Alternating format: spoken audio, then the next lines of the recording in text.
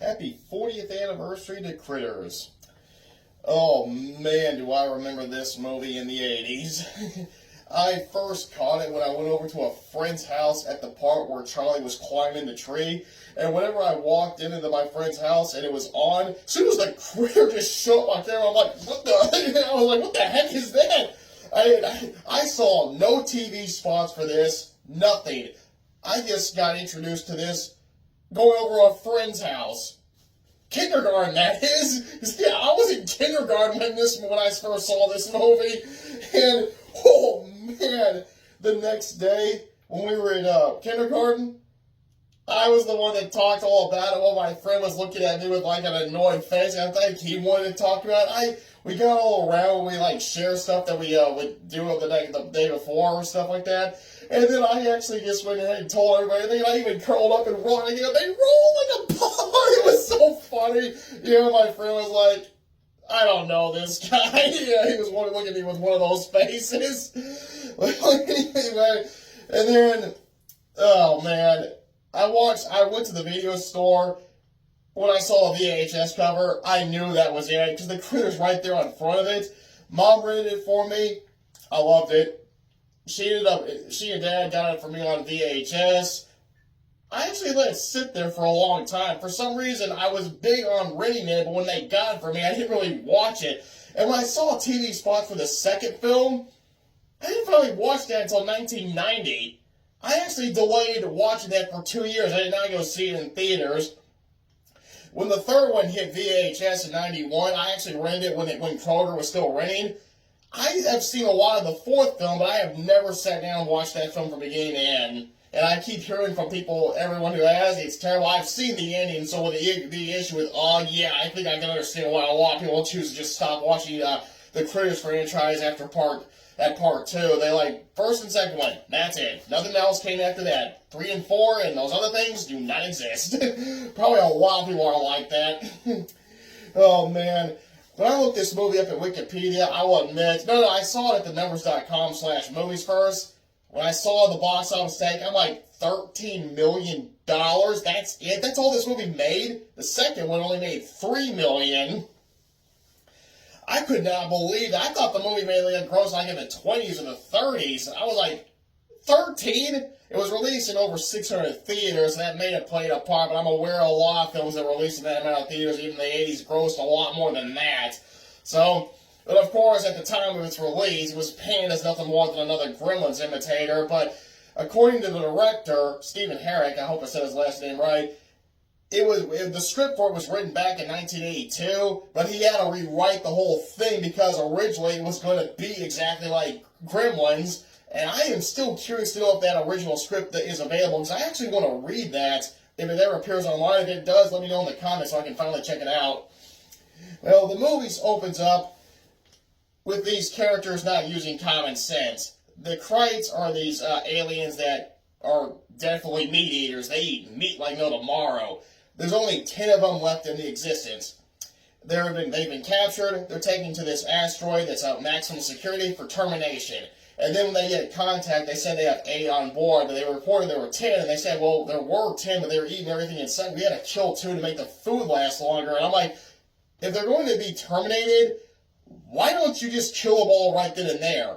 You killed 2, and the guy had no problem with that. Kill him now. The movie could have actually ended right then and there, but it didn't, because the idiots didn't use common sense. They decided to go, we only can kill 2 to make the food last year, but the rest are going to be terminated legally. Well, they escaped. They apparently built a bomb. The warden, who looks like a guy who's like cross between Jabba the Hutt and that elephant that played the piano, and a human being, the guy with the tentacles on his head, I don't know what his name is, I forgot, forgive me. He tells them the Krites are up to something before they blow that bomb up. He goes, escape. They tell them, the helmet report, some are dead, some are injured, escape, the Krites. They've stolen a ship. And then they just fly off. There's really not that much defense for this asteroid that's a maximum prison, like that one lousy laser cannon that the Krites easily destroy. After that, they contact the bounty hunters. We see them gear up, and he tells them the Krites have stolen one of our fastest ships with enough fuel to cross the galaxy, I think, 10 times over. That ship that small? No, it does not have that much fuel in it. Well, the bounty hunters check out the damage, they head out, and then we get the title sequence, and then we meet the Browns, the family that the movie focuses on, the mom, the dad, the brother, and the sister, and a pet kitty. And the handyman, Charlie, who is the film's signature character. And, well, Charlie is with that stereotype that believes in UFOs, but he's also a drunk, and he keeps getting arrested, sleeping it off in a cell, and then he has to go back to the Browns because he doesn't want to get fired. The sheriff is literally sick to death of dealing with him because as soon as the woman down there lets him know, he is not happy. He's like, again with him. And the son, Bradley, is trying to fake sick to get out of a test by doing the old thermometer in the hot water. This is how I learned of that trick. And there's another thing that actually this movie introduced to me. I'll get to that later. Well, his sister rats him out, mainly because he was hogging the bathroom. And then, oh boy, we find out the son, Bradley, I believe that's his name. Hold on a second, I'm going to double check. Okay, it's Brad, not Bradley. I just watched that movie too. I am bad at this. I have got to get those names in my head. Even when I watch the videos, I got to put them in there and remember them. It's Brad, Jay, Helen, April, the Browns, and Charlie the handyman, and Chewie the kitty cat. Two bounty hunters, Ugg and Lee. That was ugly. I didn't get that for years. It wasn't until I started watching Salute Your Shorts when they called Ugg, and then they followed by Lee because his last name was Lee, so they kept calling him Ugg Lee. And then I'm like, oh, that's what that is, Ugg and Lee, Ugg Lee. It took me that long to finally figure that out. Well, I'm putting myself down with this video. Oh, God. Well, Brad's into fireworks. Charlie accidentally breaks his slingshot, but he tested it, it works. He does the old, pulls it back, shoots at a can, hits Brad's sister in the butt. Well, I think it was her butt, but I'm not going to go back and watch it again. I'm just going to say it's her butt. Okay, Brad takes a slingshot run, but he takes the rat because he doesn't want Charlie to get in trouble. He gets grounded for 2 weeks, and the slingshot's taken away from him. And then we meet April's boyfriend, played by Billy Zane. This was the second movie I saw him in. The first was Back to the Future. But I didn't know it was him until years later. When me and my brother were finally watching the VHS that mom and dad, why did I say it like that? Ow. For Christmas, and when we saw Billy Zane on the grave, he's in this movie? Oh, the boyfriend, yeah. Dad, please forgive me for doing that. I'm punishing myself. Okay. Well, they made him. He's more of a city guy than a country guy. He's really not into what they're doing, and the sister, April, is more interested in getting it on with him in the barn than going out for a date. Father Jay has to go bowling. Brad sneaks out, but that's when the Krites show up on their ship, which causes this earthquake. They laying out in the field. They say there's minor damage. They ask, what next? Food! So they go out and get one of the cattle. Jay sees his son get Brad climbing down a tree, letting him know he's done that before, and then they go check on it. They see the dead cow, but then they decide to back off. But the thing is, if they would turn their head, they would have saw the spaceship. Excuse me. And he told me, well, Jay puts off going bowling in favor of calling the sheriff to let them know, see if he's got any other calls, and that's when the phone's dead. But before this, they do make their way to their house, and it does the old one raises up, but you only see the evil eyes from the window. The mother sees it. But of course, the poster lets us know exactly what they look like. So it's that cliche where they try and keep their what they look like concealed from the big reveal, but unfortunately the promotion gives it away. We all know there's a ton of movies that do that. Leprechaun's one of them. So is Split Second. Okay. Well, they go and check down there. The father does with the flashlight. He gets attacked by one for the big reveal. When he sees it moving, he stupidly reaches his hand for it.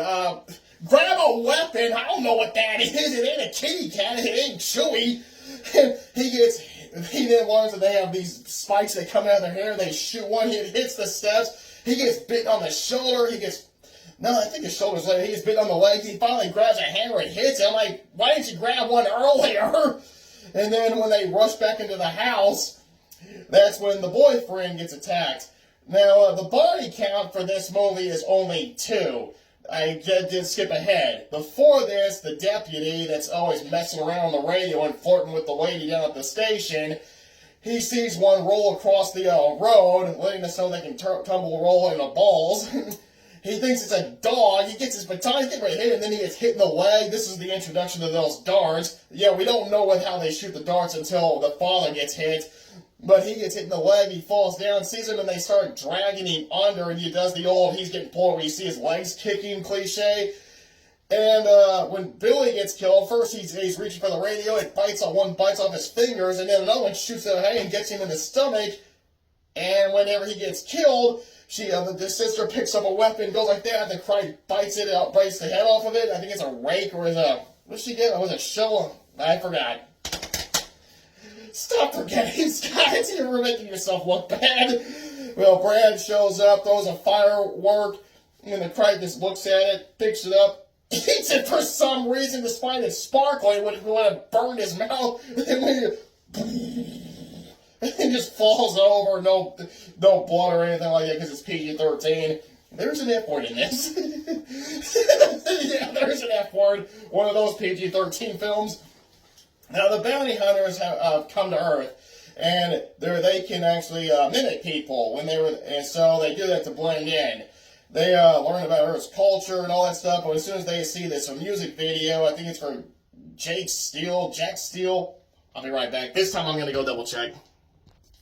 Johnny Steele. He has a song called Power of the Night that is played throughout the entire movie. That man's song. I actually wish the music video did exist. I'd like to watch it and listen to that tune. Okay, he takes his form.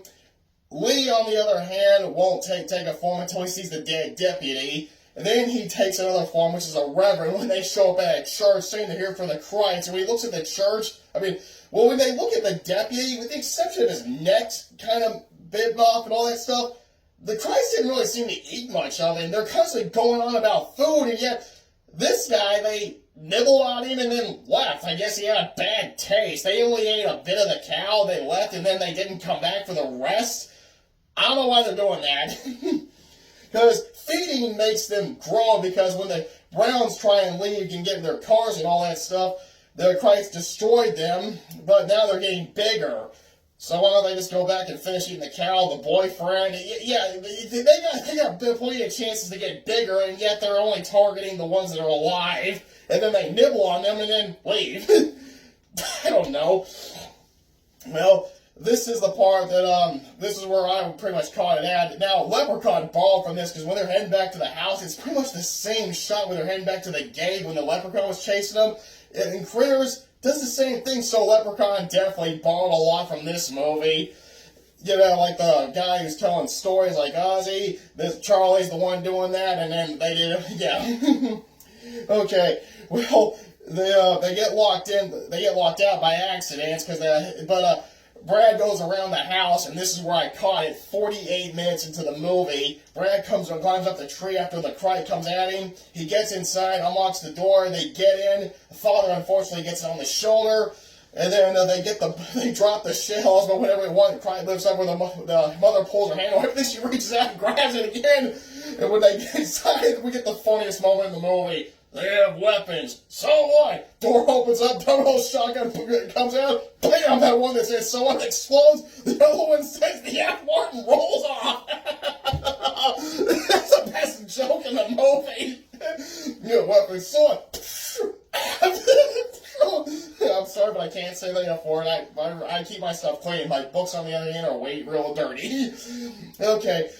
Well, the Crites do get inside. First they tried to go down the chimney, then they shoot through the window. Brad ends up tripping and blasts the ceiling fan, dropping it on one, killing another one. So that's 2 that are now dead. 6 more to go.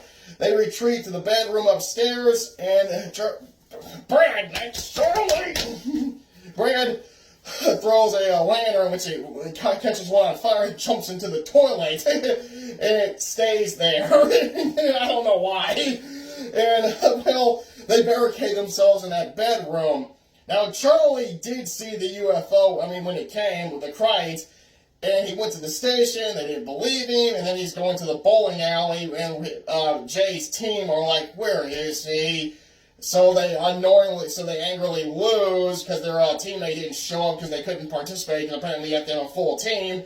Apparently they show up after destroying the church, because Lee is an idiot. He destroys the piano, or the organ, then he destroys the podium, the preacher stands, the priest, the reverend, and then they leave, and he is a terrible driver. He's constantly driving in reverse at first. Well, he drives in reverse at first, then he finally gets it right, and they destroy the car while they're getting inside. They're curious, what the heck does all this stuff do? This is something my brother always criticizes. When they have all this advanced technology, for some reason, when they come to our world and see all that stuff, they don't know what any of it is. Wouldn't that be in the history books on their world? Because oh, this is one of those pretty things. Let's see, it goes like this, that, and that. Yeah, they should have already known this. Okay, well, they destroy the bowling alley, the bar mainly, but when they get to the lanes, Ugg sees a bowling ball, sees the pin, just launches it, destroys it. Lee takes Charlie's form. He goes through 3 forms. The dead deputy, the preacher, and finally Charlie. This is when we get to see Charlie more as a bad you-know-what. When he grabs, it's Ugg who grabs the bartender and picks him up. But when that bartender hits Ugg with a bat, it just breaks and he doesn't even react. Charlie shoots Lee shoots the TV because they're shooting, it's a cowboy movie on. And then they go and report that, which wakes up so the woman at the station now has to wake up the sheriff. He goes to the church, he goes to the bowling alley, but then he gets a report that shots are being reporting at the Brown house. Brad leaves to go get help. He goes for his bike, Kreit's there, Kreit pushes it down, comes after him, and he sees they're getting the chickens, and then he sees one getting bigger. In a magical growth, just like that. And he finds Ugg and Lee. He gets them to come to the house, and then when this is happening, they turn the hairspray with a cigarette lighter to a flamethrower. They get the pipe for the, in the kitchen. The closet. I'm going to be doing that a lot. Okay, and then they get attacked by the big Kreit. It shoots its arm through the dresser drawer that they use to barricade the window. The father hits it, burns it off. The mother gets mad, blasts another one, and then she loses the last show, and one peeks around the corner and then peeks back. But that's when Ugg and Lee show up. The two of Kreit's roll off. The one that's still in the toilet gets killed, and that's the only Kreit that actually gets killed by Ugg and Lee. Brad gets attacked by the big one when he hears Chewie, but Ugg shows up and blasts the wall, not the Kreit, which would have been a big target for him, but he just blasts the wall. And whenever Brad thinks he does a little hair rub, but then the big Kreit takes April after getting with a dart. The sheriff, he said his weapon couldn't do anything. You hear him shooting like, did he miss every shot, or is that thing bulletproof when it's that big? I don't know. He points out where it left. Brad goes on bike. The others, Ugg and Lee, their car is now trashed, so they get in the sheriff's car. They move him to the center of the front when they drive off. Okay, that's funny. Brad runs into Charlie. He's like, I was right. They go inside the ship. Now, of course, we all knew the ship was obviously going to be the final confrontation. When aliens show up in a UFO, and the UFO is still not crashed or anything, usually that's always where the final battle takes place at. There's all these tubes in there. I don't know what they're for, but there's a lot of them. He finds April. He takes the harpoon needle, whatever. The big one notices this. April crawls out. Charlie sees the big one coming. He goes to the area with the tubes. It's ripping them out to get to him. He gets to the back. The door closes on the Kreit, so it opens it back up, and Brad gets out. But he had this big firework, but his cigarette lighter wouldn't work. So, unfortunately, he couldn't use it at that time, but he drops it. And then Charlie gets out the bottle with his liquor.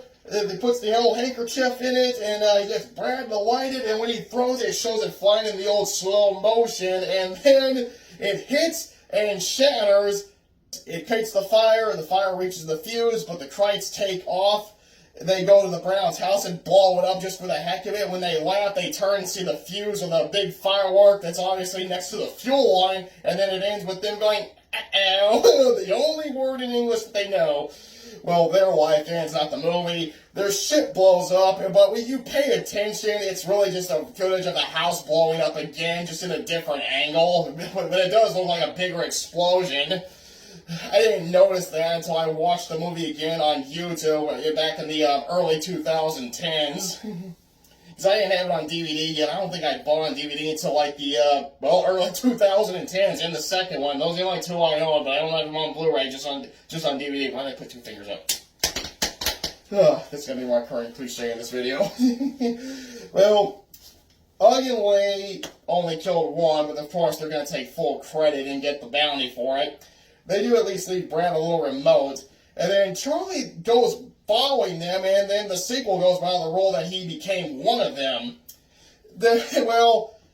I just read at Wikipedia that the original ending, which is included on the DVD, where the Browns do not get their house back, bombed with a test audience, so they had to reshoot it, and then that remote, when Brad presses the button, it causes the house to rebuild. Now, at first you think this is more like it's the following day or later in the day, but it looks like the drive back to the house is now sunny and everything because, well, the father and all of them are still wearing the same clothes. He's still all chewed up. No hospital bandages, no nothing. It's no people there wanting to know what's going on. So I'm just assuming that when the Browners leave, they got in the sheriff's car, drove there, and then the sun just came up and shined out all over the place. Because it looks like it's almost noon when they show up.